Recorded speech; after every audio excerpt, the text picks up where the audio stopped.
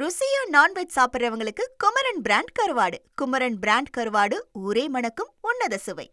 2026 சட்டமன்ற தேர்தலுக்காக திமுகவின் தேர்தல் அறிக்கை தயாரிக்கும் பணி தீவிரமடைஞ்சிருக்கு. திமுக எம்பி கனிமொழி தலைமையிலான 12 பேர் அடங்கிய குழு இன்னைக்கு அண்ணா அறிவாலயத்தில் பல்வேறு சமூக இயக்கங்கள் துறைகளை சேர்ந்தவர்களை நேரில் சந்திச்சு கருத்துக்களை கேட்டிருக்காங்க. மறுபக்கம் சேலத்தில் வரும் 13ஆம் தேதி மக்கள் சந்திப்பு கூட்டம் நடத்துவதற்கு தமிழக வெற்றி கழகத்தின் சார்பா 2 இடங்கள் அனுமதி கேட்கப்பட்டிருக்கு. இன்றைய தேர்தல் நகர்வுகளை விவரிக்கிறார் செய்தியாளர் தாமரை. 2026 சட்டமன்ற தேர்தல் நெருங்கி வரக்கூடிய சூழ்நிலையில் அனைத்து கட்சிகளும் தங்களது தேர்தல் வாக்குறுதியை தயாரிக்கக்கூடிய பணியில் ஈடுபட்டிருக்காங்க. ஏற்கனவே அதிமுக சில வாக்குறுதிகளை தெரிவிச்சிருக்கிறாங்க.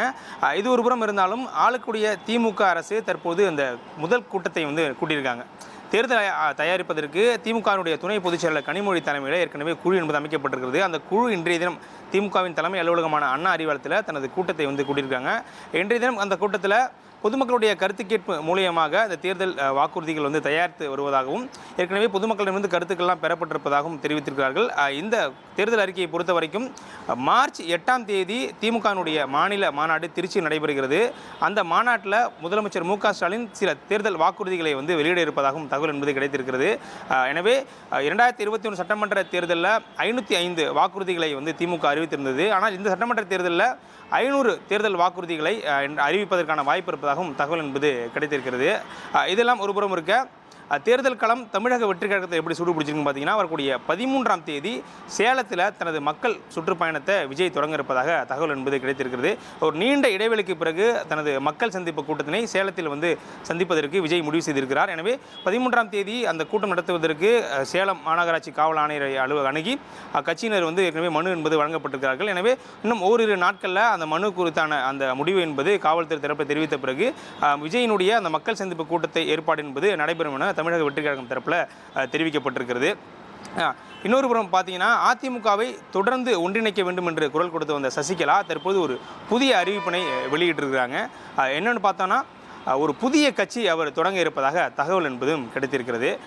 அந்த கட்சியின் மூலயமாக அவர் வேறு கட்சியில் கூட்டணி வைப்பாரா, இல்லை அந்த கட்சி தனித்து களம் காணுமா என்ற சந்தேகம் என்பது அனைவரும் மத்தியில் எழுந்திருக்கிறது. இது ஒரு புறம் இருந்தாலும் அவர் ஏற்கனவே அவருடைய உறவினராக இருக்கக்கூடிய திவாகரனுடைய அந்த அண்ணா திராவிடர் கட்சியில் இணைந்து அவர் தேர்தல் பணி ஆற்றுவார் என்றும் எதிர்பார்க்கப்படுகிறது. மேலும் பல கட்சிகள் தங்களது கூட்டணியை அறிவித்திருக்காங்க. குறிப்பாக அதிமுக பாஜக கூட்டணியாக இருக்கட்டும், திமுக பல கட்சிகளுடைய கூட்டணியை ஏற்கனவே அறிவித்து தேர்தல் பணியை தொடங்கி இருக்கக்கூடிய சூழ்நிலையில் தேமுதிக இதுவரை அந்த கூட்டணியை உறுதி செய்ய இருப்பது அவர்கள் கட்சியின் தொண்டர்கள் மத்தியில் பெரும் சலசலப்பு என்பது ஏற்படுத்தியிருக்கிறது. ஏனென்றால் இதுவரை தேர்தல் கூட்டணி என்பது தேமுதிக சார்பில் உறுதி செய்யப்பட இருக்கிறது. இது தொடர்பாக இன்றைய தினம் பேட்டி எழுதக்கூடிய பிரேமலதா நன்கு யோசித்து பொறுமையாக எங்கள் கூட்டணியை நாங்கள் அறிவிப்போம், எங்கள் கூட்டணி ஒரு நல்ல கூட்டணியாக இருக்கும் என்ற கருத்தையும் தெரிவிச்சிருக்கிறாங்க. ஏன்னா தேர்தல் களம் சூடுபிடித்திருக்கிற சூழ்நிலையில் இதுவரை தேர்தல் கூட்டணியை உறுதி செய்யாமல் இருப்பது கட்சியில் சில சலசலப்பை ஏற்படுத்தியிருக்கிறது. உங்களுடைய விவரங்களுக்கு நன்றி தாமரை கனி. ருசியா நான்வெஜ் சாப்பிட்றவங்களுக்கு குமரன் பிராண்ட் கருவாடு. குமரன் பிராண்ட் கருவாடு ஊரே மணக்கும் உன்னத சுவை.